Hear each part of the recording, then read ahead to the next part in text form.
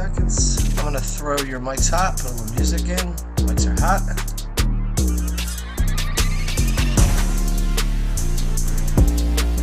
Ten seconds.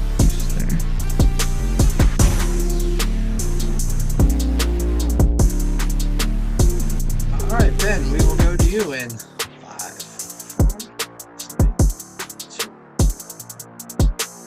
All right, we're back in action. Yesterday wasn't enough. That was just a warm-up for Saturday. We got through part of rivalry week, hopefully. I saw some good screenshots out there. I hope, chat, you're all celebrating your wins. But if not, 12 games upon us, a full Saturday slate, marquee matchups, national championship pitcher, other teams like Navy are on it. We got a little bit of everything. Fortunately, they didn't include the FCS playoff games. I would want that. Matt Gajewski would not, because not sure he would have even made the show if you had to deal with projecting Mercer in those teams. But nonetheless, we're here. We're ready to go. Sir, how did yesterday treat you? I was watching those games. You nailed Levi Williams and co. And what do you think about today? Yesterday was slightly profitable, nothing crazy, but always good to check one of those. You know, a lot of times in DFS, you don't lose. You can consider that a win. So we'll move forward to today, full of awesome games. Some really good for DFS, some better for real life. Looking at you, Michigan, Ohio State. Cannot wait to watch that one. But yeah, man, excited. Little sleep deprived, but still excited. How are you? I'm good. Yeah, I'm a little sleep deprived as well, even though I wasn't really sweating anything super late night. I did get up early and bet some soccer, running really hot there. Dortmund scored 3 goals in the first half to get me over the line. You know how it is, chat. We got a lot going on. We got college basketball as well, but we're getting into it right now. And I want to start where we started yesterday. Matt, you mentioned some PrizePicks yesterday. I'm sure today the board is littered with it if you don't play on PrizePicks. And again, I'm sure you've heard about it.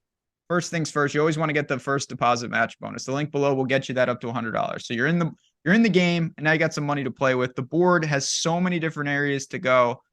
With games like this, is it the same story with you where you're really just digging in and evaluating, or are there other metrics for rivalry week that you look to? And what are your thoughts, if you have any, on specific PrizePicks plays today? Yeah, didn't get a chance to look. It's been a crazy morning with late news. So I'm not even done building yet, so I don't have any for you, but I would just cross-reference the projections. As far as my approach, I'm not treating it any different. No different. That's really what I wanted to hone in on, is just you play it straight up. And again, that's why the tools, the projections, that's what I do when I'm fortunate not to be in New York. I get to bet some player props, is I just pull up our projections and look. And we've got some big totals on this slate. We've got some small totals on this slate. Before we even dive into the first game, which is the game, I do like to always ask you, is it different than yesterday? Is it more of the same, soft pricing, loose pricing, value plays? What are your just general thoughts on this slate? I think it's pretty efficient in pricing. You've got LSU priced way up. We have a couple value plays, I think, that are going to be relatively chalky on today's slate, which kind of allows you to get the studs. But yeah, I think it's relatively efficient compared to yesterday, which was a little looser. Okay. So that may make value us a little more starved for value, some things like that. Let's get into it. So we start with the biggest game of the day, and certainly not the best game of the day, with, again, Ohio State and Michigan. We know how this goes. We know that it's just storylines on storylines. It's between 3 and 3.5 here. McCord at times has answered the call. We saw him in a hostile environment with Notre Dame, but he hasn't been tested in a lot of games. You're looking at passing volume, 30, 35 attempts if we're lucky. Is he in play today? And is Ohio State a good team to target? We'll talk about Harrison, obviously. Yeah, I don't think McCord's in play. It's just solely he takes sacks. So you're not going to want to play a guy that takes sacks on a main slate. But the skill position players are somewhat in play. Harrison obviously priced way, way up. And there's a lot of alternatives. I mean, we've got Neighbors on this slate. We have O'Dunes. We have Tet McMillan, these guys are all putting up equal, if not better numbers than Marvin Harrison. Marvin Harrison's doing it on a bad team, which is why he gets like the Bolitnikov stuff. But I mean, he's definitely a terrible play on this slate compared. He projects worse than guys like Rashad Owens and like Brennan Presley and the Arizona receivers. So I can understand throwing a one-off Marvin Harrison in there because he might see like 25 targets today. But as far as just raw projection goes, you should be looking at the other stud receivers on this slate over him. in the backfield, Travion for the time being is fortunately healthy. When he is healthy, we've seen, just a string of just scoring every game, crossing 100 yards, couple targets, receptions here and there. Is he in play against Michigan's front? Yeah, I think he is. We just don't know if Michigan's front is any good. They gave up a lot of production to Nebraska. They were outgained on a yards per play basis overall. They did a good job against Penn State, who fired their OC after the game. So I'm not sure how good Michigan's defense is. I think we can reasonably say they're decent.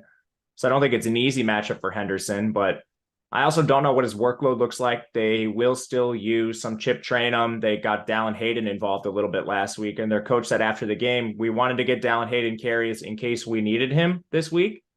I don't know what that means, but I don't think it's good for Henderson. Last question before we turn to Michigan. Chad already pointed it out. You got Ibuka, and particularly on FanDuel, a very appealing price point. Is he someone that may crack your lineups? I got one lineup with him. There's a lot of value on FanDuel, so you don't necessarily need to get to him specifically, but he is cheap. I see the point, but there's a lot of value on FanDuel. He's not the only guy in that price range. On the other side, you got Roman Wilson, who it looks like he's good to go, avoided anything serious. You got Corum and Edwards, and of course you've got McCarthy in under center. Will the volume, if they don't have to throw it, they won't. I assume they will today. Is Michigan a good team to target, or are they on the outside looking in? I think you could play Corum, and that's about it. He had 26 carries last game. If he sees that, the volume might just get you there, and then you kind of need to fall in the end zone once or twice. But yeah, I don't think you can play a Michigan pass catcher with their neutered offense and their price tags. Unfortunate. You didn't bet this game, did you? No, I didn't. Man, I wish I would have got in on Sunday before it moved. It just moved immediately. Tough game. If there's boosts out there, and we'll talk a little betting, a little odd chopper later in the show, but tough game, not the best DFS game. The next game's not the best DFS game either. Pittsburgh and Duke, and there's really, this is not shaping any sort of picture. Two bad ACC teams. Duke's quality. I shouldn't rip on them, but let's talk about Pittsburgh. What's going on? Who's their quarterback? Because at times this year it's been a rotation there. Is Pittsburgh a team that we need to keep an eye on? Quarterback is Nate Yarno, third stringer. I mean, feel bad for Jerkovic. This is just gross negligence from the Pitt program. Yarno's never really played, so we don't know anything about him. I think we can reasonably assume if he couldn't beat out Velo and Jerkovic that he sucks. You also have an awesome defense on the other side, so I don't think you can play him. Rodney Hammond is somewhat interesting at his price point. He had 15 carries last game. He had 14 the game prior, but Sebo Flemister still plays. I just see a lot of opportunity cost playing him at his price. We'll talk about the Tennessee backs. If you're playing like a 4K back, makes a lot more sense to go there. You do have some pretty cheap receivers that get volume. So Kanata Mumfield and Bob Means aren't terrible plays. I do have some one-offs of Mumfield and Means. Just you got pretty good target volume for them. Still not really buying Yarno. But that's about it for Pitt. Really low total in this game, so you don't really get a lot from them. And then on the Duke side, it's largely the same. Grayson Loftus, just a game manager, doesn't run enough to really target at the quarterback position. You do have really good target volume for Jordan Moore. He has target counts of 13, 4, 10, and 12 in the last 4 games. So one off of him could make sense, but I would be a little weary. Duke's not playing for anything right now, and they just went full evaluation mode. If you look at their last game, saw the routes just spike heavily for guys like Mekhi Wall and John Tavius Robertson. That mainly came at the expense of Jalen Calhoun and Samir Higgins. Jordan Moore remained constant with his 95% route share, but who's to say that doesn't change? Nothing in the backfield for Duke. Yeah, I mean, you mentioned a guy like Wall who has done literally nothing, has 5 catches against Virginia. Are we that devoid of value that we may have to look to someone like that? Or is that just they cannibalize guys that could have been in play for Duke, but we don't want to play them either? Yeah, it's the latter. There's a lot of potential value plays on the slate. Wall would not be one of them. That's unfortunate. Is this Utah quarterback going to get? We'll see. We'll get there. Anything else? Again, we started with 2 just kind of boneheaded games. Anything else from these first 2? No, it gets a lot better from here, guys. Yeah, don't worry. If you've made it this far in the show, it'd be pretty bad if you didn't. We're only 9 minutes in. But we appreciate you. We're going to pump the likes up very high today. It's the last regular season show. There's going to be plenty more. But if you like what we're doing, you want to support us, like, subscribe, do all those good things. Kentucky and Louisville, another rivalry game, about a touchdown spread, a little healthier total. SEC, ACC clashing. Louisville, correct me, they're going to play Florida State, all that, blah, blah, blah. But let's talk about this game. Let's talk about Kentucky. Leary, I've mentioned him, week after week, and I can't really remember a week where you were super high on him, and he really hasn't done much. Not a terrible player, but I don't think it's been the best year. Is it the same story for Kentucky today, or are there pieces against Louisville's defense that we think we can exploit? I don't think so. Leary specifically, we don't like him because he takes sacks, and they are 123rd in pace, so a 300-yard bonus from him is very, very unlikely. So, I mean, he kind of just brings the offense down as a whole. They already play slow. Ray Davis is now, he's ceding a lot of work to like Ramon Jefferson, Deme Sumo Karangbai, and Juton McClain. None of them have a large enough workload on their own, but now you've got 3 extra guys playing somewhere between 10 to 15% of the snaps. That's really hurt Ray Davis, so I no longer even think he's in play. They split the receiving snaps and targets pretty evenly. Barian Brown, Dane Key, Tavian Robinson. None of them are particularly expensive. So if like one of them pops up in your lineup, I'm not actively trying to get them out, but they're definitely not preferred plays. And then Louisville, they're definitely willing to slow the game down too. 102nd in pace, playing for nothing here, dead to make the college football playoff. So, I mean, I guess they've got New Year's Six stuff on the line that they could potentially get to, but Plummer doesn't run. They're also only throwing the ball 28 times per game. He needs a 300-yard bonus. They're now using running back by committee. Isaac Garendo has played himself into this committee with Jawar Jordan initially having a hamstring, but then Garendo has just been so good. I don't know how you keep him off the field. So I'm expecting a committee in the backfield. You could always play a contrarian Jamari Thrash because he's so good, but the matchup's poor, really slow game, low total. He also has been hurt. So you have 10 combined targets over the last 2 weeks for Thrash. And beyond him, they rotate 5 receivers for those last 2 positions. So I have very, very little of this game. It's basically just a sprinkling of a Kentucky receiver and then a little bit of Garendo on the early FanDuel slate, but that's about it. No Plummer for you? Negative. That's quite unfortunate. Did you bet this game? I did not. If I did, it would be on the Kentucky side, but I don't think I'm going to. They're already like fighting on the field pregame and stuff. I'm seeing it on Twitter. A couple skirmishes. So, I mean, I think Louisville still wants to win if you're fighting with the other team. But I don't know. Very difficult game to bet with the motivation stuff for Louisville playing for nothing. Yeah. I mean, there's a lot of that. Again, you've got rivalry week. Some teams will be up. Some teams will fall flat. We saw Arkansas fighting after the whistle, not really fighting during the plays, which was unfortunate for them yesterday. Super chat from, I hope I don't butcher the name, Cars B. Really appreciate it. Very generous. Best wide receiver plays for tournaments. Thanks for all your hard work, guys, during the CFB season. Our pleasure. When you look at wide receiver today, you just mentioned Thrash because he's just such a good player, but how deep is the position? Are there, I don't want to say plug-in plays, but like, are you making room for Harrison no matter what? Neighbors is here. Udunes is on this slate. How do you break down wide receiver in general? Yeah, if you're just running projections through an optimizer, you'll get a lot of Neighbors, O'Dunes, and Ted McMillan. So I'll try to, this wasn't specific to a price range, so I'll try to give you some tournament plays in each sort of pricing bracket. At the top, you kind of have a really easy pivot off Neighbors right to Brian Thomas playing in the same offense. Neighbors projects a lot better for a good reason. The target volume is just insane with him, but Brian Thomas has been super productive himself in that offense. So if you want to leverage play within LSU, I would just go right down to Brian Thomas. For your cheap guys, we had Elijah Badger ruled out for Arizona State. A lot of people are probably going to click on Dalton Carnes for Houston. So now you have Elijah Badger functioning as the wide receiver 1 for Arizona State. I mean, that offense is kind of a disaster, but for value plays, I think he makes some sense. The mid-range is a little trickier. I usually gravitate to the UCF guys. I like Kobe Hudson as a little bit more of a contrarian play than Javon Baker, who should be a little more owned. So hopefully that helps. Try to give one in each price range. Thank you for the super chat. If there's something specific you want to know and I wasn't clear enough on the prices, just let me know. No, that again, I think diving in, there's obviously different price points that you can get to here where your lineup's falling. We'll touch on some of these guys. Here we go. Now we're starting to pick it up. We got UCF in the bounce house against Houston. Pretty sizable favorite. You know, you're talking a couple touchdowns. Let's talk about Houston. We'll start with them. What's going on with this team? Who's here? Who's not? Do they have guys on the outside? Do you think they can score on UCF's defense? And then, on the flip side, who on Houston is really the priority? I think they'll be able to score a little bit. The UCF defense hasn't been impenetrable. Donovan Smith has been playing through an injury, so that's at least somewhat concerning. But last week, he logged a pretty productive game through it. They throw a ton, 55%, and they're fast. UCF, very fast on the other side, so you've got a willing dance partner. It's a 14-point spread, so not even a blowout territory. I mean, we should get a somewhat competitive performance out of Houston.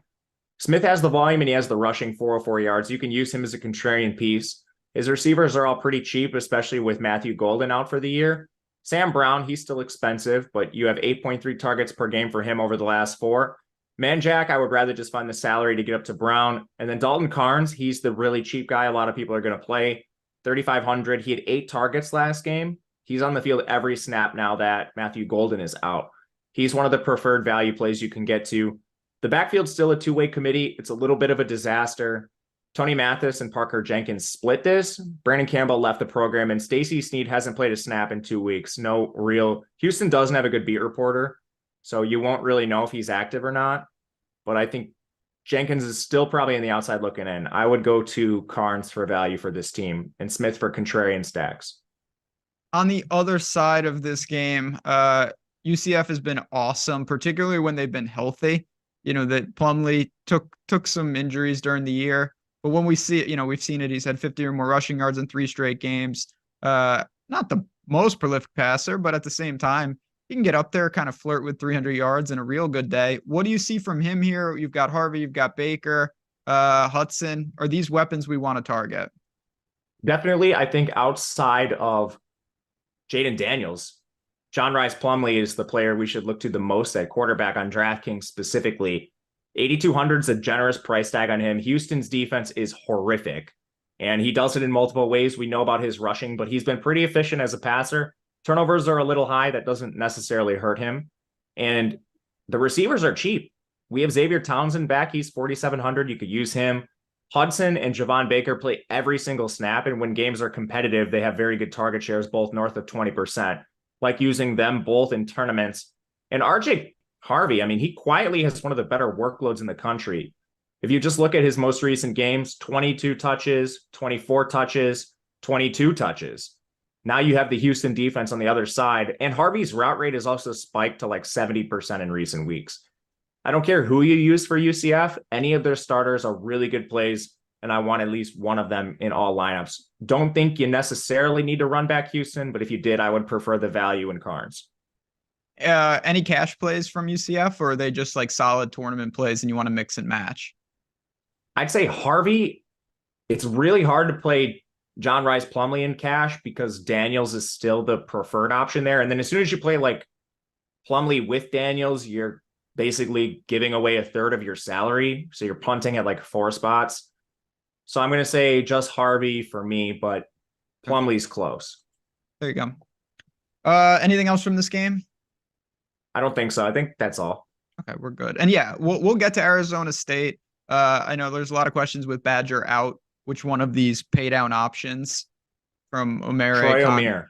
Yeah, there you go. And that could be, we'll talk about it again when we talk lineup construction with some of these. Okay, this is an interesting game. So Texas A&M, double-digit underdog with LSU, super high total. We know about the coaching change. We'll talk about the Heisman. We got a lot of weird factors in this game. I want to start with Texas A&M.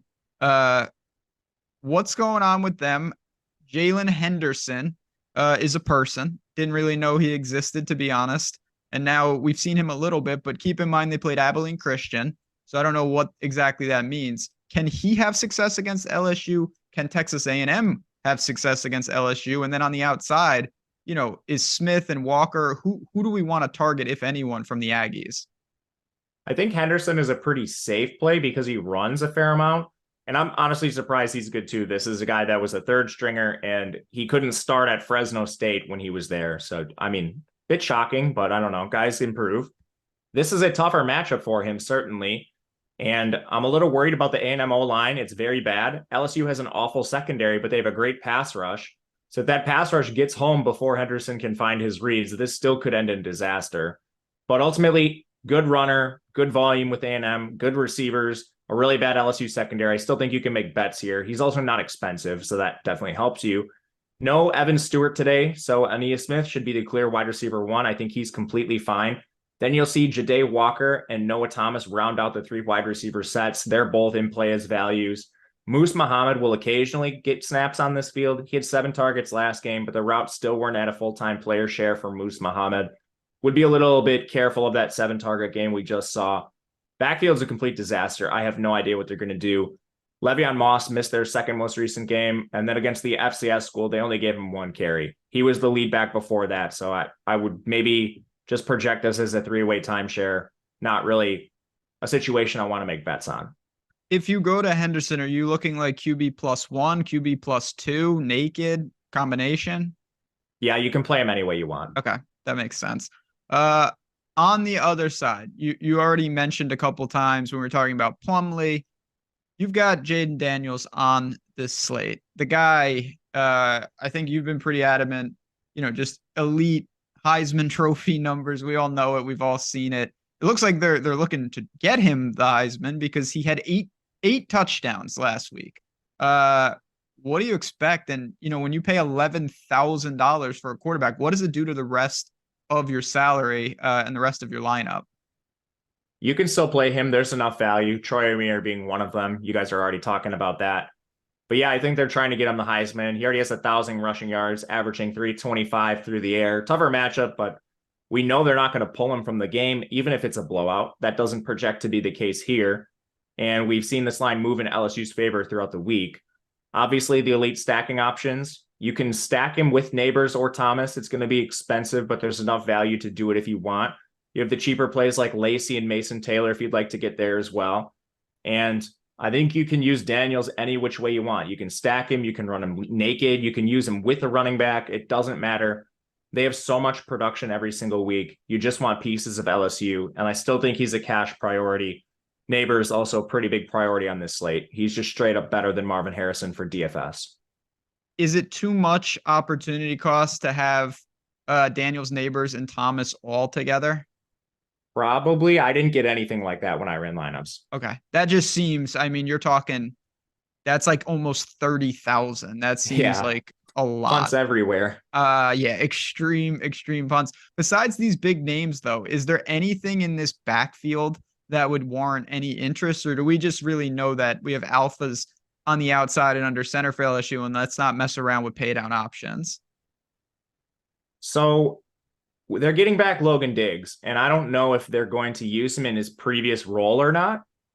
There's a chance they do. And we were seeing him get like 15 touches a game, but I don't know. We don't know how healthy Diggs is.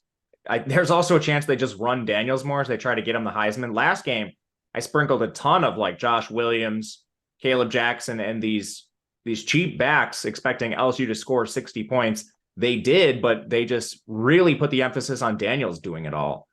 So I can see the case to be made for Diggs, but it really just seems like their only goal the rest of the year is to get Daniels the Heisman. The rest doesn't matter.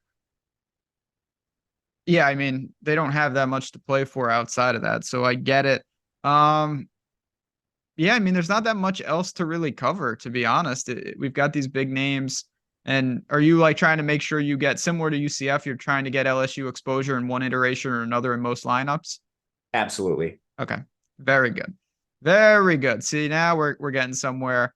And then, you feel you're making progress on a show. We're hitting our groove, and then they hit you with Navy and SMU. Take a big step back. But, we can roll with the curveball, roll with the punches.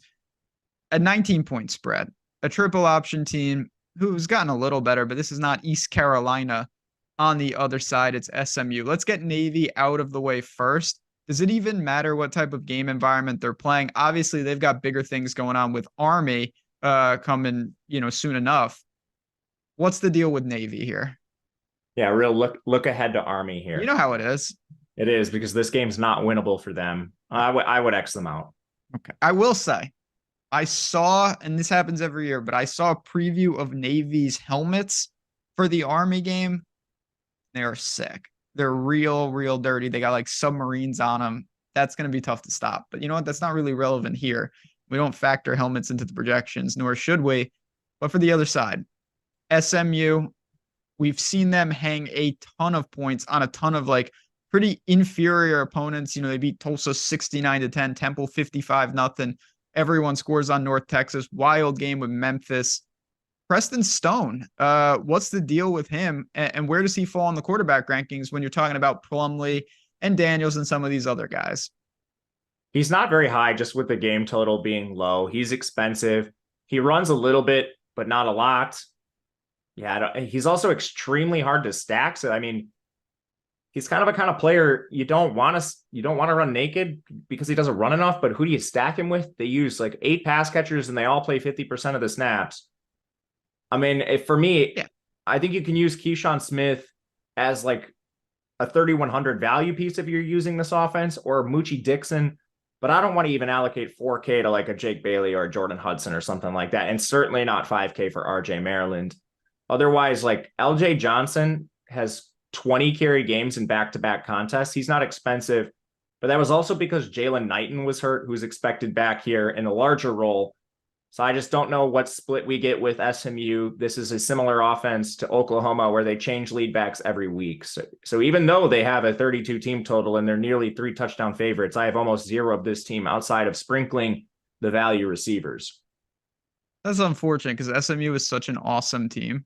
Like, I love that team. I think they suck. They have played no one good. Well, no, that's a strong take, but they had the easiest schedule in the AAC. I think the real AAC championship was played yesterday. Yeah, that was a cool game. I watched it. Green wave, baby. But yeah, we'll see. Maybe we'll short SMU in a bowl game. I don't think Preston Stone is any good. Really? His efficiency metrics are very bad. This is why we do the show. They should have left. They should have kept Mordecai, but I know they had to play the legacy kid because you have to do that stuff. I couldn't believe they kept Preston Stone to begin with. But that's neither here nor there. All right, I think we're good. Yeah, my man Mike threw up those uniforms, just straight fire. Fantastic. We had a 1v1, Jalen Henderson or Brennan Armstrong on FanDuel. Armstrong for sure. Okay. Armstrong for sure. Interesting. That's going to be a weird game. And we'll talk about that in time, if there is time. Let's keep it rolling though. And I'll get to, again, we have some really cool deals here for the holidays, for Cyber Monday, Black Friday, all that stuff. That's coming up in a second. But I want to talk to you about a game that I think, and tell me if I'm wrong, could be potentially sneaky. Colorado obviously lost their magic from early in the season. They've been getting the doors blown off. Washington State absolutely rolled them. 3-touchdown underdog going into Utah. What is left for Colorado? Are they running on fumes? Or are some of these top-end players that we saw early in the year still viable? And then talk about Sanders as well. Sanders is expected to miss this game. Okay. So the offense is going to Ryan Staub, and you guys can probably see the backup quarterbacks have really influenced the total. It's down to 47.5, 46.5 as of this morning. I bet the under on this game. You just have backup quarterbacks on both sides. Staub might be good. He's a young kid. We have no idea. He's only averaging 8 attempts per game. Obviously, that's in a hyper small sample. He doesn't run so far, -14 rush yards. And clearly, Vegas is not expecting this offense to really produce at the same level. Utah's defense is okay. They're certainly better than some other Pac-12 defenses they faced. And I think it really hurts Weaver, Horn, Hunter. Like, you can't really pay somewhere between 5.9K and 7.1K for these players when we have O'Dunes and Neighbors. There's just so much opportunity cost. Even a guy like Ted McMillan, he's a direct 1v1 off Xavier Weaver. So Colorado is a disaster right now. Utah is starting their 5th string quarterback, walk-on senior, Batari. I mean, I have no idea what this guy is. He was recruited as a dual threat, allegedly. And then I actually went back and looked at him in high school. He never averaged even 3 yards per carry as a signal caller. So, I mean, I don't know where the dual threat moniker came from, but it doesn't appear that he runs very much. The guy's like 5'9". I mean, he's a midget on the field. I don't know what we're getting with Batari. The only thing that works in his favor is Utah is still favored by 21 points. The Colorado defense is horrific. What else at 4.5K, like, what does he really have to do at the end of the day, all that matters. There's a lot of ways this goes wrong, but I mean, even if he gets 12 points at 4.5K and you get Daniels and Ollie Gordon and all the studs, like Batari is still probably your cash quarterback opposite Daniels, even though he's a fifth string senior walk-on who I don't think runs very much. But yeah, man, complete disaster. Honestly, for tournaments, what I really like doing is just paying down at running back instead, because there's a couple guys on Tennessee you can use, Aiden Robbins, and then you can play the Utah running backs. They've been splitting Jaquindon Jackson and Jalen Glover 50-50 here, but Colorado's defense hasn't stopped anybody. So you can kind of flip the script and play different players instead of Batari. I don't know what Batari does to Vele, Parks, Landon King at tight end. Like, I don't think any of these receivers are any good to begin with. Like, I'm not playing Vele even when they had Bryson Barnes and Nate Johnson under center. He shoved it down my throat the last 2 weeks. But previously, like, this guy was horrible to begin the year. Now you're putting in a fifth stringer at quarterback. What does that do to his projection? I currently have him for 57 yards. So, I mean, he's a fade at his price for me. I mean, if you can stomach Batari, I understand why you're doing it, but somewhat interested in the Utah backs as contrarian plays. Otherwise, this game stinks. Yeah, so, I mean, you mentioned, obviously, I don't know who this guy is. Would you, if you were going to play him, would you recommend playing him QB plus a pass catcher or two, or running him naked? I'm running him naked. Okay. Like, there's so much systemic risk for this Utah offense. Do you really want like multiple pieces involved in that? Like, your lineup is, because with a price tag on Batari, he can have a bad game and still get there for DFS because he doesn't need to do anything. But Vele at his price tag, he needs to do something. Money Parks, he's only 4K, but he still has to do something because he's competing with Troy O'Meara and Dalton Carnes at their price tags. So if Batari tanks the offense, like, do you really want these guys stacked? And my approach is absolutely not. Yeah, it's kind of disturbing. We had a couple questions before we move on to the next game. We had on FanDuel for wide receivers. Would you rather have Xavier Townsend or Nate McCollum? That's really close. Probably Townsend. McCollum's been banged up. His routes have been at like 50%. So there's a little bit more risk with him. I'll say Townsend. It's very close though. And you just alluded to that. You were saying like what you would rather do. It seems like there are, and we'll get to Tennessee in a little bit, but you are finding cheap running backs today. Tennessee's playing Vanderbilt. So, I mean, they use 3 running backs. The best thing about this is they're all cheap. Jalen Wright is the most explosive back by a wide margin. The guy has 935 rushing yards, Jabari Small at 444, Dylan Sampson at 435. So Wright, I think, is a little underpriced for his role and efficiency against the worst team in the SEC and maybe the worst Power 5 team in the country. And then Jabari Small at 3,100. I mean, he's averaging 10 touches per game, but what does he have to do at 3,100 against Vandy? Like, the scoring expectation for this team is so high. They have a 42-point implied team total. I'm using a lot of the Tennessee backs just as pivots off Batari. They make a lot of things work in your lineup, so you don't have to use like a fifth string walk-on quarterback. There is a little opportunity cost. You know, like if you put Jabari Small in your lineup, that's one spot that can't go to like Ollie Gordon or something. But man, I'm finding I like my builds a lot more with like a Jabari Small at running back and then a competent quarterback instead of having this scrub Batari in there. Anything else from this game? Yeah, I mean, Tennessee is a 42 total. So as much as I don't like Joe Milton, contrarian Joe Milton could make some sense if they just score their touchdowns through the air. This is an enormous team total. And then their receivers are really cheap due to injury. No Brew McCoy, no Dante Thornton. So they also did a lot of 4 wide receivers last week, which was strange. But so you have Squirrel White and Ramel Keaton locked into 2 wide receiver sets. They're efficiently priced. Chaz Nimrod had like a 70% route share. And then Caleb Webb was around 50% too. Nimrod had 7 targets, so he's a 3,500 value play you can also look to in this offense. That would be an avenue to get Jaden Daniels and the other studs. Tennessee has a lot of good value plays. Well, we'll get to the next game, Oklahoma State and BYU, in just a second. But I got to, of course, mention a couple things. One, with bowl season coming up, with college basketball in full swing, you want to get the projections. If you want to see this information for yourself, all the usage, all that type of stuff, we have our weekly and monthly packages. It's in the links below. But I would be crazy not to mention that it's Black Friday. Cyber Monday. There's all sorts of, they just name these fake things so they can invent deals. But you know what? It is true. It works. Why? Because we're running a sick promo for that very purpose. And I want to mention on both sides of the fence. So if you're looking for DFS, we've got 50% off our Sims package for NFL. It's there with the Stokastic link. And if you want betting, if you want Odd Chopper, we have revamped the entire package. You're getting everything together now. The Discord, the insider access, all the tools, all the calculators, and it's 50% off with the code Black Friday. You go to the link in the description, you click it. When you get to checkout, just put in Black Friday. You're talking less than $1 a day. It is on the screen right now.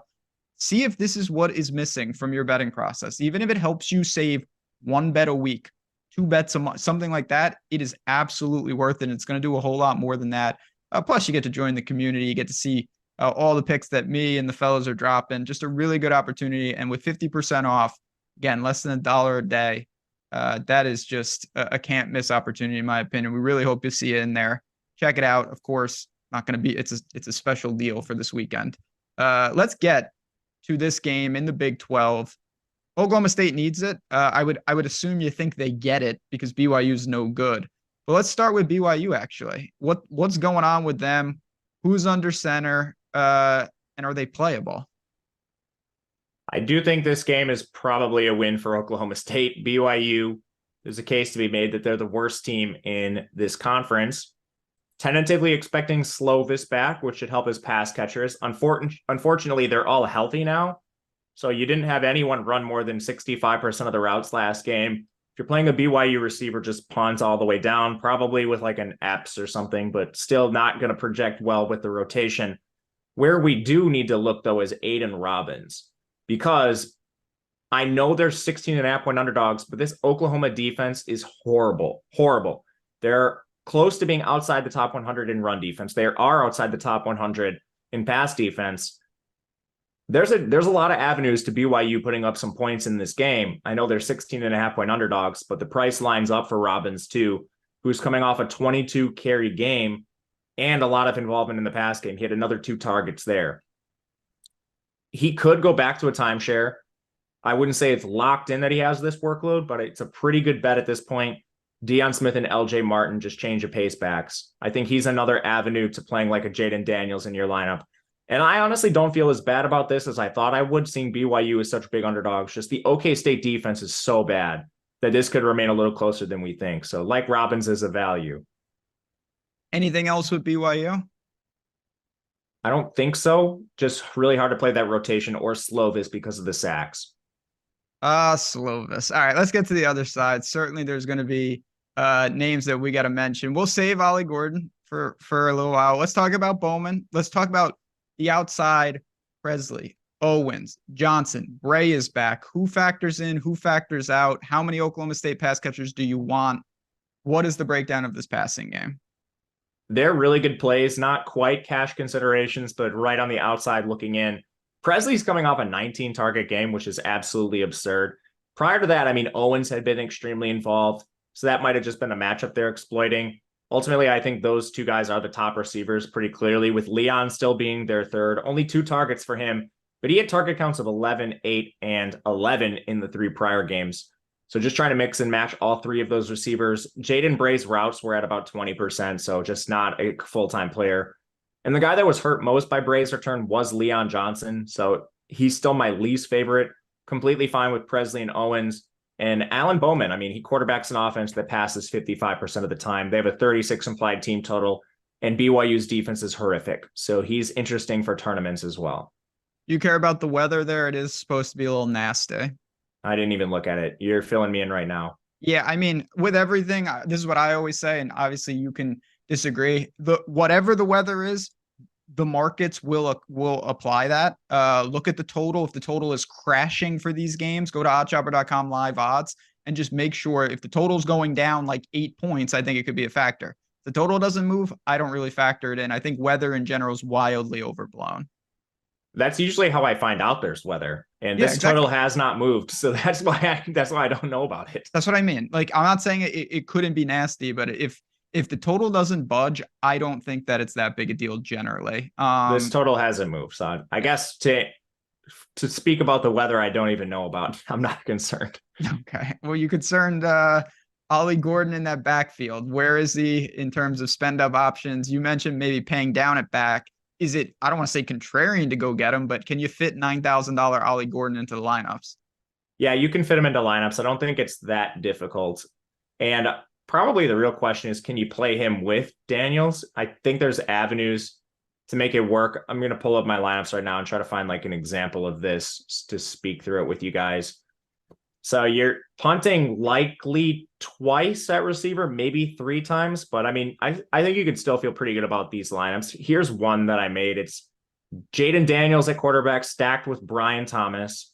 No A&M run back. Running backs are Ollie Gordon, Aiden Robbins from Oklahoma State, RJ Harvey. So feel good about that. Then it punts 3 times at receiver with Troy Amir, who's actually the wide receiver 1 for ASU. Dalton Carnes and Montana Lamonius Craig, who we'll talk about in a little bit. So that's the kind of lineups you're looking at with them both in it. I still feel okay about it, but you can also just fade Daniels if you want to and play Ollie Gordon. There's a lot of studs on this slate, which makes it fun and interesting and why I think there's potential leverage. And Ollie, I don't think is going to come in extremely owned. So I do like him a lot as a play on this slate. We'll be playing a healthy amount of him. He's in my top 3 most owned backs. Couple super chats. First one from Keith, really generous. Not even a question, just saying thanks for all the hard work. Your projections have just been fantastic all year. And making money on Maction, which is really the best that money can buy when you make money on Maction. So shout out to you and all that work. And then from Dean mentioning, cash running backs and cash wide receivers. Are there guys that you think are definitely, who you need for cash running back and wide receiver? Is it a rotation? How do you kind of construct that today? Trying to get one of at least Ollie Gordon and RJ Harvey. For cash, I think you just play Batari and John Rice Plumlee you play Batari and Jaden Daniels, And then at receiver, I'm definitely trying to get a stud, Malik Neighbors, Victor, and rounding that out with Omir and Dalton Carnes. So lineups that look like that, if you have like one guy left in your lineup, I would probably break ties between Aiden Robbins and like Jabari Small, just depending on, you got a bunch of studs in your lineup. You can't get up to Aiden Robbins. I'm okay playing Small. You have extra salary. I would go with a guy like Robbins. So kind of gave you like a little pool of players there. I would build around those guys and then fill it in with your cheap running back, whoever ends up being like that last guy. Arizona State, another rivalry game. Obviously, Arizona's had a good year, good team, double-digit favorite on the road, 49.5 point total.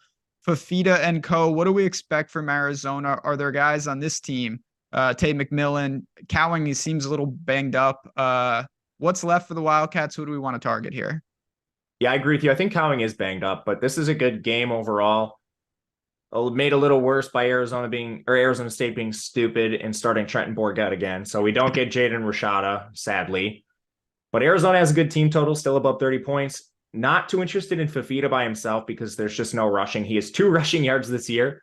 But what he does do is deliver the pass efficiently to his receivers. So Ted McMillan, man, this guy's been an absolute monster since Cowing got banged up. I think he's one of the best price-adjusted receivers on the slate. Hasn't seen fewer than 8 targets in any of the last 4 games, above 11 in 3 of those 4. The guy's just an absolute monster. Arizona State has a decent defense, but nothing you're scared of. And then Cowing, I think you can go back to him. He's super contrarian, projects poorly, but that's just because he's been playing hurt. And it's hard to know how healthy he is this week. I just don't think you're going to know. If you want to take a guess that he's healthier, he's an awesome contrarian play. But they also used a bit of Montana Lamonius Craig last week. His route share is awesome. It's been at like 90%. So for those of you looking at pivots off like Omir on the other side, this is a much better offense. Montana Lamonius Craig doesn't have like a great target share or anything, but we're talking about punt receivers for a reason. So I like using him in tournaments. McLaughlin at tight end's a little expensive. Jonah Coleman projects relatively well at running back. Worried about Wiley just playing more as he gets further removed from the injury. But last week, I think you can have some confidence moving forward because you saw Jonah Coleman outcarry him 14-5. So I'm still willing to use Coleman. Don't want him ending my slate by any means, so definitely not overexposed, but I think he's in play. Arizona State's a mess. The only reason I think we're even talking about them is because Elijah Badger's ruled out.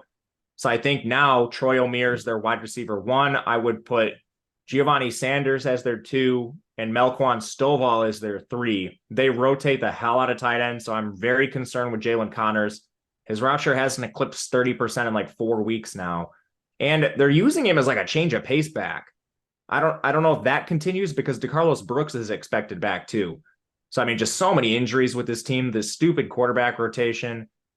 I mean, hard to play anyone not named O'Meara in my opinion. Yeah, Arizona State is a mess. Apparently, it's going to be Rashada under center after the first drive. He was late to a meeting, but Arizona State is just a dumpster fire.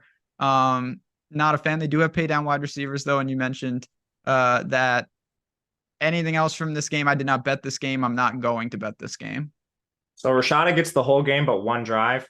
That's what most people in chat are saying. Yes. Players have typically only missed the first series for the same thing in prior games.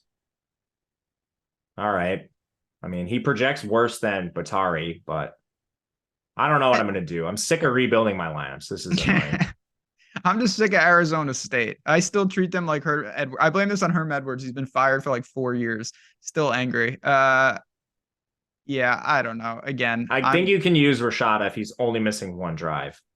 I'm going to put a little bit of him in my lineups and try to not be so annoyed anymore. Okay, you do that, and I'll nothing eases the pain like talking about Vanderbilt football. A team that I bet over on their win total, and unless there is some type of meteor and they lose all the records for the season, not going to cash it because they need multiple wins and they have 1 game left and they're 27-point underdogs. Who on Vanderbilt could even remotely be playable? Or is the answer nobody? You can X out Vanderbilt. You know, I try to goad you into saying Ken Seals, and you don't even take the bait. Do you actually like Ken Seals?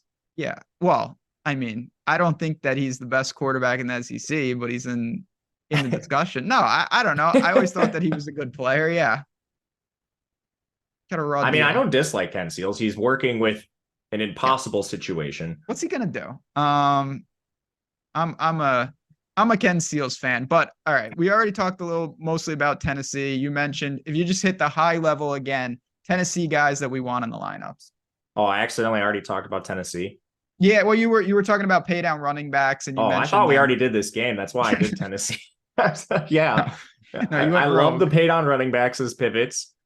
And Squirrel White, they have a 42 total. So you want, especially in tournaments, you want pieces of this game. Milton, Wright, Small, White, Keaton, and then Chaz Nimrod, I think, are the best guys. All right, let's see. We got a couple super chats. Appreciate all the super chats today. From Dave Jones, Harvey, Travion Henderson, Ollie Gordon. If you had 2 in tournaments, who would you rather have of the 3 good running backs? I would give Henderson the axe. Okay. Harvey and Ollie. From Scotty, Harvey or Neal or both for FanDuel? I think you can play both. Neal's an awesome play over there. Yeah, I like that guy too. Let's see. Victor and O'Meara or Baker and Jahad Walker? The former. The side with O'Meara. Yeah, O'Meara really does stick out. Jabari Small and Victor, or Jalen Wright and Townsend? I'd go Small and Victor personally. What would you have thought? I'm with you, Ben. Okay. Let's get to the last couple games, and then we'll field more questions if we have to again. One of the many reasons you want to follow this man, Matt _Gajewski on Twitter. He's dropping a ton of content, updating news. I'm Jazraz DFS. I'm doing other things. I'm dropping bets, all sorts of shenanigans. If you want to know about UTEP basketball, I'm your man. Team of Destiny. Bama and Auburn, the Iron Bowl. Auburn's losing bye games. Alabama's rolling through teams. I bet Alabama. I really think that they're just going to smoke them here. But Milroe is a fascinating quarterback. Is he a pivot off of Daniels, or is this just in no man's land pricing wise? I can see the case for him, but he is still pretty difficult to get to. And it's largely just because of the roller coaster that is his designed rush attempts. Last 4 games, 4, 13, 6, and 1. If you run into a 13 designed attempt game, you're printing. If you run into anything under 5, you're probably stone dead. He's really efficient as a passer, but he only throws the ball 21 times. So I do think you're dependent on him hitting like a double-digit designed rush attempt game. It's especially with Auburn just providing no resistance of late. Everyone's talking about they're looking ahead to this game. I don't know why, other than it's a rivalry. They suck and they're going to lose. They're playing Peyton Thorne at quarterback. Jalen Milroe should be able to do whatever he wants in this game. Contrarian stacks are in play with Bond and Burton. They're going to be very contrarian, so I would just slam chalk around this. Jace McClellan is probably the best price-adjusted play out of anyone on Bama. We just saw, like, they haven't played a competitive game in a while, like a truly competitive game. You have to go back 4 contests where he had 27 carries and 1 target. If Auburn keeps this within the spread, you're looking at a workload like that. If it gets out of hand, you're going to see a lot of Roydell and maybe even Jam Miller. The only other thing that's different between DraftKings and FanDuel is Jace McClellan is super cheap on FanDuel. He's a much better play over there. Cash viable? Yeah, he's in the consideration. Let me look at FanDuel for a sec. He is my second most owned running back. So yeah, I do think he's cash viable. If you're not playing like 2 stud backs, a lot of my lineups, to the point on the super chat earlier, have like Neal and Harvey, Gordon, Neal, stuff like that. But if you're playing a cheap back, I think it's him. On the other side, the good thing for Auburn, everyone is very affordable. The bad thing you mentioned, it's just bad. I assume you have little to no interest here. Yeah, maybe a contrarian Jarquez Hunter, but that's it. Yeah, big fan of him. Tough spot, though. Let's get to the last game. We'll take some questions. And again, we got plenty of content for you. College football is not going anywhere. There's bowl games just like every day for a month, so don't worry about it. Washington State and Washington, the Apple Cup. This would be a really cool game if it was in Pullman. I don't think it's going to be nearly as cool. I do think it's going to be high scoring, though. What is left for Washington State? They've been banged up. Cam Ward, can he will them to score some points here? And is he a contrarian quarterback option? Yeah, I think he's contrarian. He's running more than he's ever run in his career, so that helps with the floor. And then they're air raid, and I don't personally buy Washington's defense. This is maybe just... What'd you say? I said neither do I. Yeah, I think Cam Ward can move the ball here. Lincoln Victor's the best receiver play on the slate. So just even tagging Cam Ward along with that, it's going to make you a little contrarian with it. But those are the 2 best plays. You can't play Nakia Watson. I guess you could play like Kyle or Hamilton or some of these other guys, but it's mainly just Victor. Yeah, obviously you're not going to play a running back from them. They play at crazy fast tempo. On the other side, Odunes, Polk, McMillan, Penix, even Dylan Johnson, even though he's sporting a Q tag. What do we got for Washington? Penix, awesome contrarian spend up guy. He's not going to project as well as like Daniels or Plumlee because he takes sacks, but I'm not really that worried about it. He has a ceiling to absolutely bury you. And then Odunes is among the best receiving plays. Polk is second. McMillan's back playing like 50% of the snaps, so he hurts Jimmy Bernard and the tight ends and stuff. So not really that interested outside of that. And then Dylan Johnson, he got stepped on in the game, and then they put him in a boot. It sounds like a lot of just precautionary stuff to me, but I don't know. Being in a boot's a bad sign. Just having it be like a stepping on your foot situation seems like a good thing. So I still have him in my lineups. I will pivot if needed, but I think he's going to play. If he I think he's going to play too. If he didn't, would Nixon become like a guy you want to get to? I think they full on 3-way committee this. Okay. So it doesn't really, it just would be get him out and don't do anything with it. Yeah. Okay. Very interesting. We got a couple questions here.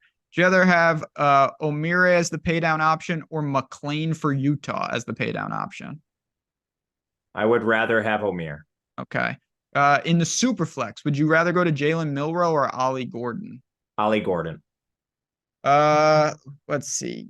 Thoughts on Giddens on FanDuel? I like Giddens. Yeah, I think he's fine. Okay. 3,100 left, but I already have Jalen Wright. Would you still play Jamari Small at 3,100? Yeah. I think you can play them both. I would try not to, but I would probably just pivot to another 5K back or go to Aiden Robbins.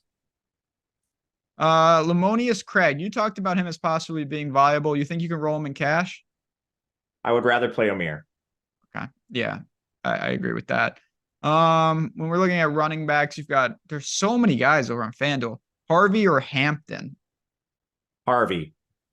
I do want to ask you just very briefly, I know you're tidying stuff up over there, but with that game in general, Drake May is another elite quarterback, competitive 2.5 point spread. Is that a game you think worth targeting? Yeah, I actively boosted May. Okay. I have 8% of him on FanDuel. And then, I mean, Brennan Armstrong he's so cheap over there. He's an elite play, runs so much. Like Casey Conception is the best receiving play on the slate over there. So they've had 2 running backs quit on their team and the other ones stink. So they're giving Casey Conception full Debo workload.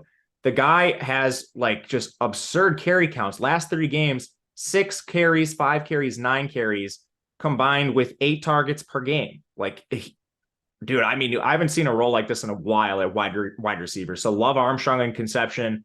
Love running like a McCollum, a Devontae on the other side, Hampton, May. This is an electric game, even though the total's not that good. Just such condensed roles. A couple more questions, and then we'll bounce in. I also want to remind people again, just look at those links in the description. You're going to see the Black Friday deals for Odd Chopper, for our Sims package. That is money that you will be saving, and I believe products that were really going to help you make money. That Black Friday, use that code over on Odd Chopper. Come on in for the week if you want to try it out. Appreciate Mike throwing that in there. Thoughts on Will Shipley? I know he's not on both slates, but is that a guy that you want to target, or is backfield just too crowded today? I would rather play Maffa. He's just been better. Yeah. And you mentioned this. I just want to confirm, Daniels, you can really build with him in any way, correct? Whether that's naked, just all sorts of builds fit him. Yep, absolutely. Yeah, he's just so good. Carnes or McLean? Carnes. 6K running back go down to right or rebuild. Yeah, I'm fine with right. You could probably pay up somewhere else, but I have no issues with that. The price was 6K? Yeah. I actually don't think that's a bad range. I like Wright. I like Coleman. I mean, you got some contrarian guys like the Utah backs. Yeah, I wouldn't necessarily rebuild. I think you're fine. Yeah, I agree. There's definitely playable options there. And really, just to sum it up, I mean, we don't have a ton of injury news that we're really waiting for, are we? Just Dylan Johnson, but he got stepped on. So I'm not a doctor, so don't take my word for it, but I think he's going to play. So Ben's the doctor. I'm the doctor. He'll be fine. But if he doesn't, I want to reiterate, and you just mentioned this, it doesn't mean that there's a plug and play behind him, correct?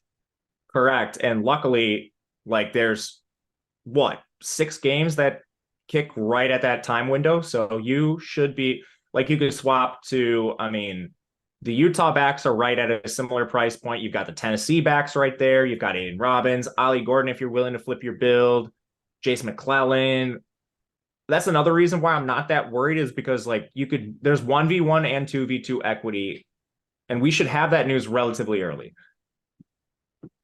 We got $4,800 receivers for DraftKings cash. Already have Walker. Is there another mid 4K guy for cash viability?